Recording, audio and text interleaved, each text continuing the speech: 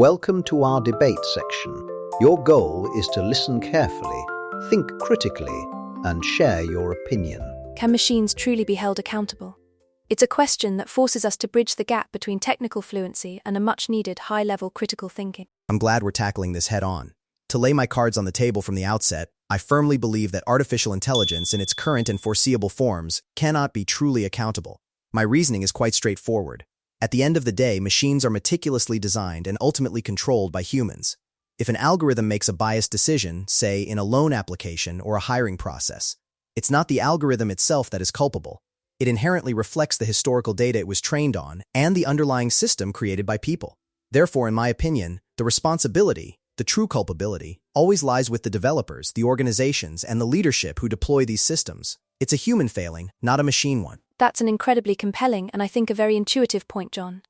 However, I believe the situation is far more complex than simply pointing fingers back at the human creators.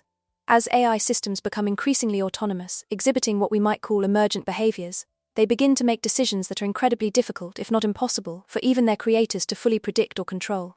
Think about advanced neural networks or complex adaptive systems. They learn, they evolve, and they can generate outcomes that weren't explicitly programmed. In that sense, we may need to radically rethink the concept of accountability itself. We might have to consider entirely new frameworks where responsibility is shared, in some nuanced way, between humans and these highly sophisticated, semi-autonomous machines. It's not about absolving humans, but about acknowledging a new layer of agency. I understand your perspective on the increasing autonomy, Elizabeth, and the black box nature of some advanced AI. But frankly, giving machines any form of accountability could be a very dangerous precedent. My fear is that it could subtly, perhaps even inadvertently, dilute human responsibility. It might become an easy scapegoat, allowing companies, governments, or even individuals to sidestep genuine ethical consequences when things go awry. Imagine a scenario where a company claims, the AI made the decision, thereby deflecting scrutiny from their own flawed design choices or inadequate oversight.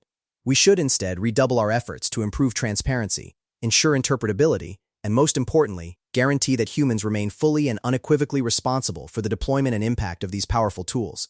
True accountability demands a human face. That's a critical concern, John, and one that resonates deeply within the ethical AI community, avoiding the accountability gap.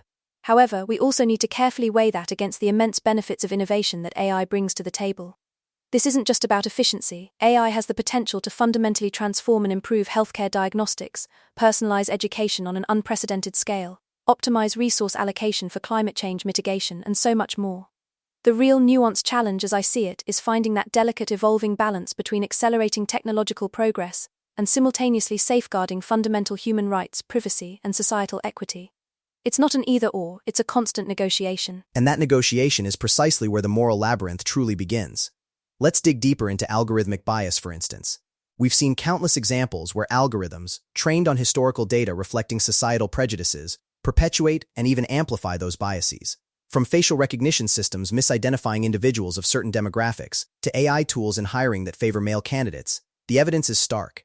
It's not the machine inventing discrimination. It's learning from and then re-encoding our past inequities. The pernicious effect, as I see it, is how these biases can become opaque and unquestioned because they're embedded in code. How do we hold an algorithm accountable for reinforcing systemic racism? You can't find a piece of software. It always comes back to the human designers, the data scientists, the executives who decide what data to use and how to deploy the system. You're absolutely right that the perpetuation of societal inequalities through algorithmic bias is one of the most pressing ethical concerns. However, I'd argue that the very complexity of these systems introduces a new kind of challenge to traditional accountability models. When an algorithm, through millions of data points and iterative learning, develops an emergent bias that wasn't explicitly coded, tracing that specific causality back to a single human decision becomes incredibly difficult, almost epistemologically challenging.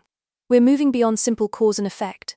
This is where the concept of distributed accountability comes into play, recognizing that the entire socio-technical system, including data providers, model developers, deployers, and even end users, contributes to the overall outcome. This isn't to say no one is responsible, but rather that responsibility might need to be shared and overseen through entirely new regulatory and auditing mechanisms, rather than a singular culprit. But isn't distributed accountability a euphemism for no one is truly accountable? My concern is that without a clear locus of responsibility, there's a real danger of an accountability vacuum. If everyone is responsible, then effectively no one is. This could lead to a race to the bottom, where companies might not invest sufficiently in ethical design or rigorous bias auditing because the personal or corporate liability is diluted. We need clear lines. Perhaps we need stronger regulatory bodies, like digital ombudsmen, or even new legal frameworks that explicitly assign liability to the corporations deploying these high-risk AI systems, regardless of the internal complexity. The onus should always be on the human entities to prove their systems are fair, transparent, and ethically sound. I agree that we absolutely cannot allow an accountability vacuum to form. That would be deleterious to societal trust and fairness.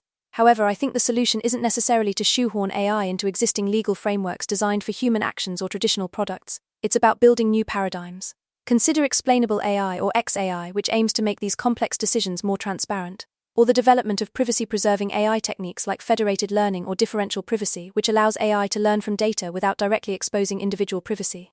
These are technical solutions that mitigate ethical risks. And ethically, we could mandate AI impact assessments before deployment, similar to environmental impact assessments, requiring companies to proactively identify and mitigate risks. This represents a form of preventative accountability embedded in the development lifecycle rather than just reactive blame. Those are commendable initiatives, Elizabeth, and certainly necessary. But even with explainable AI, the explanations often remain highly technical, inaccessible to the average person, or even to regulators without a deep understanding. And privacy-preserving AI, while promising, still leaves open the question of what data is collected in the first place, and the broader surveillance capitalism's model that underpins much of the AI industry. This brings us squarely to data privacy. Who owns our data? What rights do we truly have over it once it's fed into these vast, interconnected systems? The sheer volume of personal data collected, often without genuine informed consent, feels like an ineluctable erosion of individual autonomy.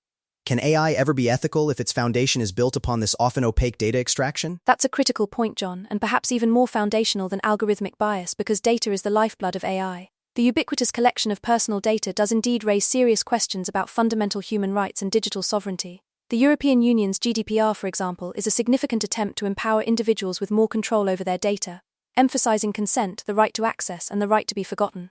While imperfect, it sets a global benchmark. The challenge isn't just about collection, but about what happens to that data, how it's aggregated, processed, and potentially inferentially used to create profiles we never explicitly shared. This is where robust data governance, independent auditing, and strong regulatory enforcement become paramount. We need a socio-technical approach, combining legal, ethical, and technological safeguards to ensure data is used responsibly, not just efficiently. And the problem, I find, is that even with regulations like GDPR, enforcement can be a recalcitrant issue. Large tech companies have the resources to navigate these complexities, often pushing the boundaries.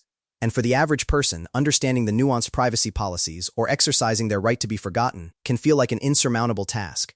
It's a fundamental power imbalance.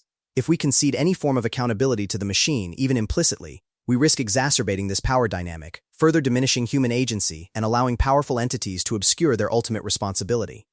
My core tenet remains: the ultimate accountability for the ethical deployment and impact of AI must be firmly predicated on human decision-making, human oversight, and human legal frameworks. I hear your deep concern for human agency, John, and it's a concern I share. However, I believe that framing it as purely human accountability versus machine accountability creates a false dichotomy, a conundrum that doesn't fully capture the reality of advanced AI. We're moving towards sophisticated human-in-the-loop or human-on-the-loop systems where human oversight is crucial but not always direct control. Imagine an autonomous vehicle who is accountable if a probabilistic decision leads to an accident. Is it the car manufacturer, the software developer, the sensor supplier, or the passenger who activated the autonomous mode? The answer is likely multifaceted. We need to develop legal and ethical culpability models that account for shared responsibility, that incentivize careful design, continuous monitoring, and transparent reporting. It's about designing accountability into the entire ecosystem, not just assigning blame post factum to a single human actor. We need to build a future where innovation and responsibility are not at loggerheads but are developed synergistically. I appreciate that distinction, Elizabeth, and I agree that the future of accountability will likely be more nuanced and distributed across the socio-technical system. But I would argue that even in your autonomous vehicle example, the ultimate liability would still fall on the human entities: the manufacturers for design flaws, the developers for software bugs, the regulatory bodies for inadequate safety standards. The machine itself, however sophisticated, doesn't have a moral compass, nor can it truly learn ethics in the human sense. It optimizes for predefined objectives. If those objectives are flawed or lead to unintended deleterious consequences, it is the responsibility of the humans who set those objectives and unleash the system. The moral imperative remains with us. And I agree wholeheartedly that the moral imperative remains unequivocally human. My point isn't to absolve humans, but to acknowledge that the nature of that imperative is evolving. It's no longer just about direct command and control, it's about creating robust ethical frameworks, embedding responsible AI principles into engineering education, fostering public literacy about AI, and establishing independent ethical review boards that have real teeth. It's about proactive governance and mitigating risks before they become widespread harms. If we don't explore these new models of shared responsibility, we risk stifling innovation that could genuinely address some of humanity's most pressing challenges, or worse, we'll see unfettered AI deployment without any meaningful oversight simply because our old accountability models are too rigid to adapt. It's a truly tendentious tightrope walk, isn't it? On one side, the imperative to innovate and harness AI's incredible potential. On the other, the non-negotiable duty to protect human rights, ensure fairness, and uphold privacy. My primary concern will always be to ensure that in our pursuit of technological advancement, we never inadvertently diminish human responsibility or allow complex systems to become convenient shields for unethical practices. We must retain the clarity of human culpability, even as we devise sophisticated oversight for complex AI. And that's the precise dichotomy we need to navigate. It's about building trust both in the technology and in the institutions that govern it. It requires an ongoing, transparent, and multi-stakeholder dialogue involving ethicists, technologists, policymakers, and the public. We need to be continuously adaptive, refining our understanding and our frameworks as AI itself evolves. There are no simple answers here, only complex questions demanding our constant critical attention. Indeed, this debate truly highlights an important fundamental tension: the push for innovation versus the critical need for responsibility, the allure of efficiency versus the unwavering demands of ethics, and ultimately the intricate interplay between advancing technology and our timeless human values. Understanding these complex ideas helps us develop not only our English language proficiency, but crucially, also our ability to think critically and engage in high-level discourse on the defining challenges of our era. Absolutely, John. These are the kinds of discussions that push us to articulate nuanced arguments, understand different perspectives, and develop a more sophisticated vocabulary for complex issues. It's about developing that nuanced C1 discourses we talked about. Thank you for such an insightful and thought-provoking conversation today. My pleasure, Elizabeth. It's been an incredibly rich discussion. Thanks for listening to ListenUp English for YOU. We hope this deep dive into AI ethics has given you plenty to reflect on and helped sharpen your critical thinking skills. Keep practicing, keep thinking, and keep improving your English through these important conversations. We'll be back with another challenging topic next time. Until then, take care.